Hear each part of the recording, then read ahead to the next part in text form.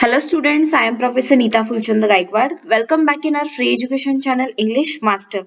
देखिए स्टूडेंट्स, आज के सेशन में हम पढ़ेंगे क्वेश्चन बैंक सीरीज हमारा जो चल रहा है इंग्लिश टेक्स्ट बुक का.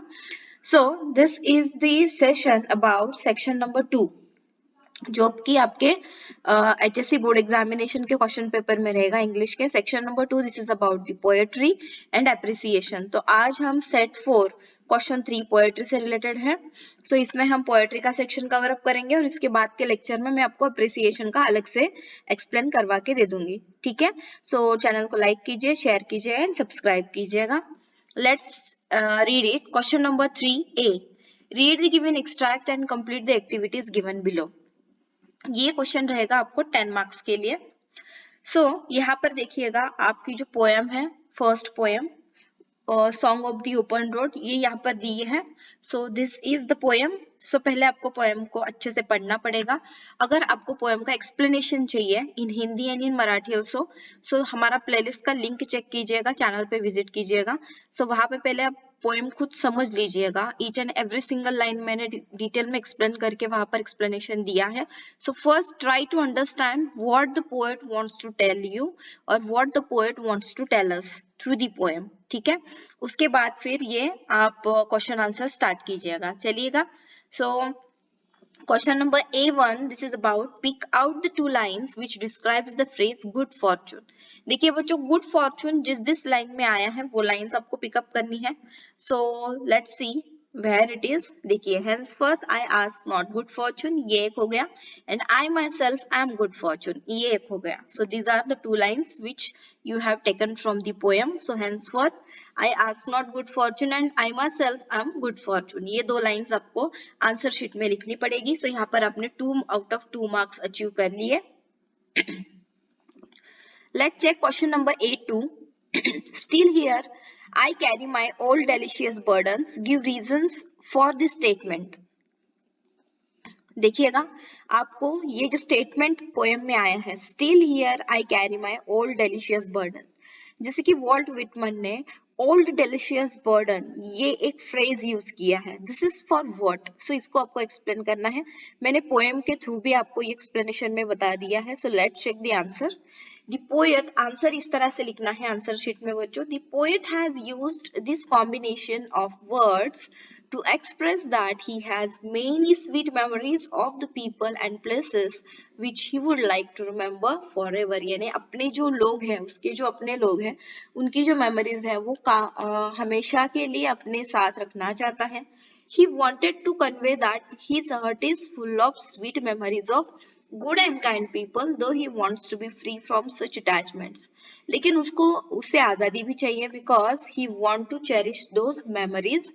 जब वो घर से दूर रहेगा, so he wants to carry those memories with him. so उसी के लिए उसने old delicious burden ये phrase यहाँ पर यूज किया है. इस तरह से आपको एक्सप्लेनेशन लिखना है. so यहाँ पर 2 आउट ऑफ 2 मार्क्स अपने अचीव कर लिए हैं. Let's check question number A3. देखिएगा, this is the poetic style और poetic devices. Figures of speech यहाँ पर आपको मोस्ट प्रोबेबली पूछे जाते हैं पोएम के क्वेश्चन में. So name and explain figure of speech used in the following line. देखिएगा बच्चों, the long brown path before me leading wherever I choose. So यहाँ पर कौन सा फिगर ऑफ स्पीच आया है? That is alliteration figure of speech used in the line.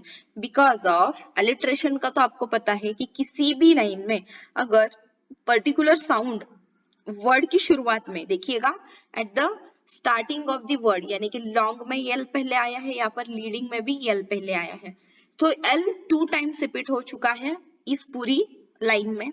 ठीक है, that's why the repetition of L sound आप यहाँ पर इस तरह से लिखेंगे और ये हो गया आपका alliteration figure of speech. 2 out of 2 marks अपने यहाँ पर भी ले लिए. देखते हैं A4. Express your own views regarding the following line. ये रहेगा पर्सनल रिस्पॉन्स PR का क्वेश्चन 2 मार्क्स के लिए.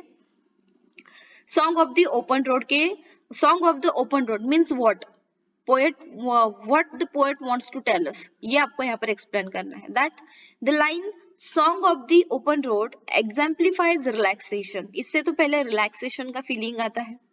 It exalts carefree pleasure of travelling, यानी कि बिना किसी टेंशन के हमारा जो पोएट है Walt Whitman, he wants to travel वो बहुत लंबा सफर तय करना चाहते हैं। Encouraging others to break free from their domestic attachments, और वो दूसरों को भी यही कहते हैं।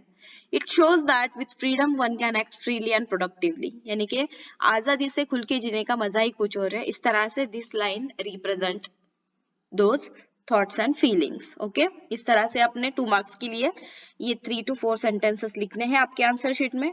Let's check question number A5। Compose 4 lines on journey of life. देखिएगा हर पोएम में ये लास्ट में ये क्वेश्चन रहेगा ही रहेगा कि पोएम से रिलेटेड आपको खुद के कुछ वर्ड्स यूज करके भी नई पोएम यहाँ पर डिजाइन करनी है, that is by using rhyming words. यहाँ पर लिखा है राइमिंग वर्ड्स तो आप सबको पता है लास्ट वाले वर्ड जो रहते हैं, इसलिए I have given you this poem that is difficulties in the journey of life torture us a sharp knife, hoping for the better future we must enjoy the beautiful nature. इसको आप learn कीजिएगा अगर exam में आपको ये first poem आती है text book की, अगर ये सेम क्वेश्चंस आ जाते हैं तो आप आउट ऑफ 10 मार्क्स अचीव कर सकते हो। सो चलिएगा बच्चों, नेक्स्ट सेशन में मैं आपको अप्रिसिएशन का जो है वो क्वेश्चन सॉल्व करके दे दूंगी, क्योंकि कैसा है कि पहले आपको क्वेश्चन नंबर 3A समझना चाहिए, 3B this is about the appreciation, वो मैं अलग से आपको एक्सप्लेन करवा दूंगी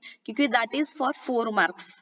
ठीक है, सो चलिए चलते हैं कि यहाँ पर हमने ये पूरा पोएट्री का सेक्शन का फर्स्ट पोएम का जो क्वेश्चन बैंक है ये सॉल्व कर दिया है। And yes of course I think कि आपको समझ में आ रहा है, कमेंट्स थ्रू तो बहुत सारा ढेर सारा प्यार आप सब बच्चों का मिल रहा है, उसके लिए I really appreciate your love and support, keep supporting. Channel को लाइक कीजिएगा और अपने दोस्तों के साथ लिंक को शेयर कीजिएगा। आप सोशल मीडिया पर भी, आपके व्हाट्सएप फेसबुक पर भी लिंक को शेयर कर सकते हो, तो इसी थ्रू आप अपने दोस्तों के साथ भी ये चैनल का लिंक शेयर करके उनकी भी हेल्प कीजिएगा। And yes of course practice makes man perfect, तो अच्छे से प्रैक्टिस कीजिएगा। एंड जल्दी मिलते हैं नेक्स्ट सेशन में, तब तक के लिए thank you so much, take care and bye bye.